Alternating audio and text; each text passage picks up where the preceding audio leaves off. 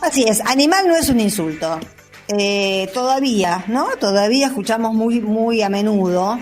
en situaciones de tránsito, en conversaciones coloquiales, todavía muy metido dentro de lo que se llama sentido común, esta idea de ese es un animal, vos sos un animal, no digas esa animalada, como ahí adentro hay un juicio de valor que supone que lo humano es más importante, más refinado, más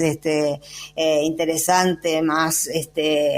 trascendente, más evolucionado sería la palabra, que lo animal, lo cual es totalmente falso. Primero me gustaría una acotación política que está totalmente entrelazada con este concepto, porque esto que estoy diciendo es un sentido común totalmente occidental y de sociedades, sobre todo urbanas. En las poblaciones rurales hay otro vínculo con los animales que en las urbes, ¿no? Pero en esa región de América Latina que embistió, digamos, que comenzó a ser embestida hace más de una década ya, cuando se consolidaba de acuerdo a otro paradigma distinto, políticamente distinto, más respectivamente nacional y popular en cada país y al mismo tiempo más interrelacionado como una región que podía interactuar y autoasistirse sin necesidad de otros actores por afuera de la región en muchas cuestiones, no en todas, pero en muchas cuestiones, pero sí intercambio energético, se hablaba de un banco de desarrollo, etcétera, etcétera. Al mismo tiempo que se formulaban esos diferentes sistemas de gobierno, porque ninguno era igual al otro, nunca Brasil fue igual a Venezuela, nunca Venezuela fue igual a Chile, nunca Chile fue igual a la Argentina, etcétera, etcétera, pero más o menos había como un consenso de una América Latina que no fuera patio trasero de Estados Unidos como lo fue durante 200 años. En aquel momento había sobre todo dos constituciones, dos países que habían logrado llegar hasta esa instancia, no todos los países precisamente. A Manuel Zelaya lo destituyeron por haber intentado llamar a un plebiscito o una consulta popular para ver si estaba el acuerdo para una reforma constitucional. Reforma constitucional es algo que a la derecha, sobre todo la pro-yanqui, la hace retorcerse en su asiento. Y en esos dos países que fueron Ecuador y Bolivia, donde hubo reformas constitucionales, se le había dado a la naturaleza estatus jurídico. Es decir que, de acuerdo a esas dos constituciones, se arribaba a un nuevo paradigma en relación a lo animal y a lo vegetal, no solamente a los animales, a lo natural. Esto no tiene que ver con que uno quiera mucho a los perritos y a los gatitos y a los animalitos, que uno los quiere. Ayer fue el Día del Animal, no sé si empecé diciendo eso, pero se me ocurrió ayer por eso, este tema. Más allá del vínculo que uno tenga con los animales, con sus mascotas y todo esto, es inevitable pensar en la naturaleza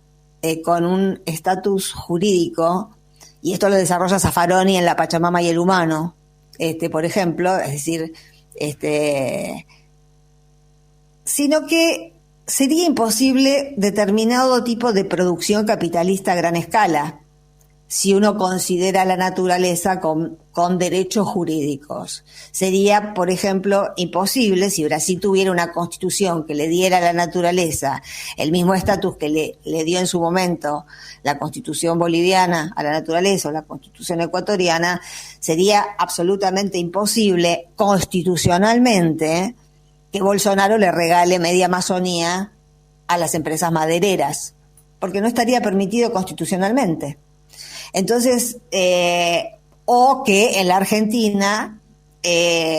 comunidades originarias o localidades pequeñas pierdan el acceso al agua porque se extranjeriza la tierra y porque hay dueños privados de enormes extensiones patagónicas que cierran el acceso al agua a las poblaciones. Y tampoco sería posible el extractivismo sin un control medioambiental muy ajustado, muy preciso. Es decir, reconocerle a la naturaleza derechos jurídicos también es reconocerle a los seres humanos que se vinculan con la naturaleza, que tienen derecho a ese vínculo y a que ese vínculo no sea alterado. Eso por un lado, por el lado político. Y por el otro lado, pegando la curvita en la columna, yo les conté que hay un primatólogo que yo he leído bastante porque aborda el tema de precisamente los aspectos de los animales que nunca hemos querido ver porque nos hemos encerrado en ese concepto absurdo, por un lado de que el hombre es el lobo del hombre, es decir, no te quejes si alguien se come lo tuyo, se lleva lo tuyo, porque eso es lo natural, cuando la naturaleza no da señales de que los lobos, ni siquiera los lobos se comportan así, sino que además hay algo que estudia este primatólogo, que se llama Frans de Waal. Él ha debatido con muchos religiosos, incluso, sobre el tema de la compasión. Porque estudia la compasión en los animales, en muchas especies de animales, no solo en primates, también la estudia en las aves. Y hay una frase que dice de Waal que a mí me parece muy interesante, que dice que entender la necesidad de la religión es algo mucho más interesante que atacarla. Las religiones han acompañado a diferentes culturas, diferentes religiones,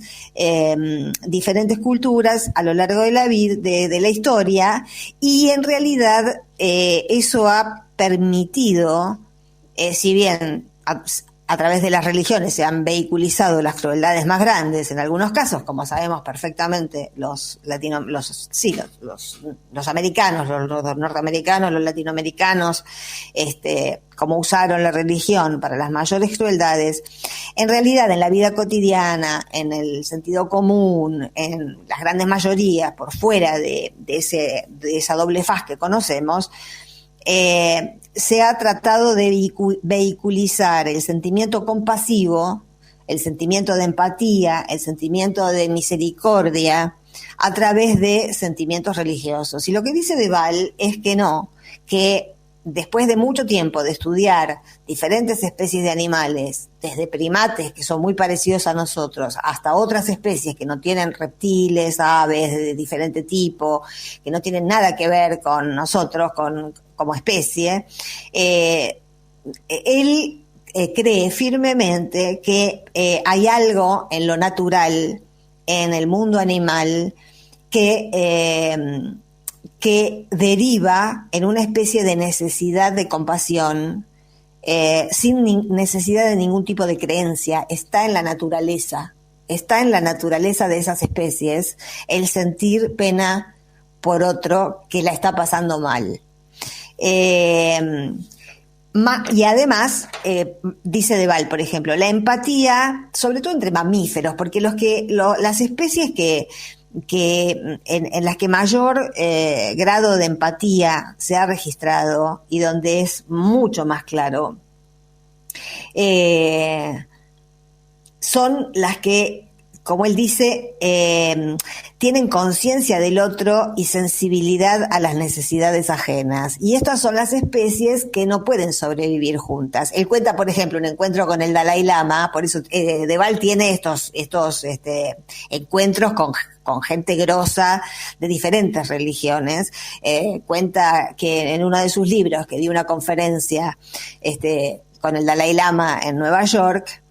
no le cree mucho al Dalai Lama porque hay algunas observaciones de que terminó la conferencia y se fue en un Rolls Royce, viste, una cosa, cuenta,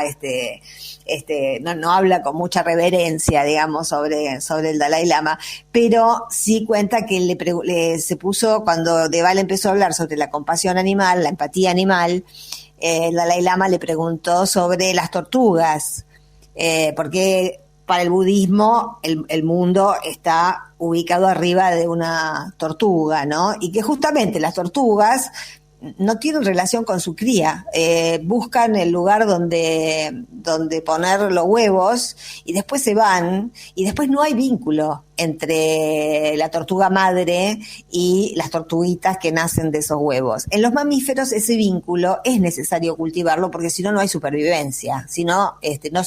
los recién nacidos no pueden sobrevivir. Entonces la especie depende de ese vínculo entre las crías y los machos o las hembras, depende de la especie, no siempre son las hembras. Dice Deval, por ejemplo, en una de las notas del libro que yo estuve releyendo,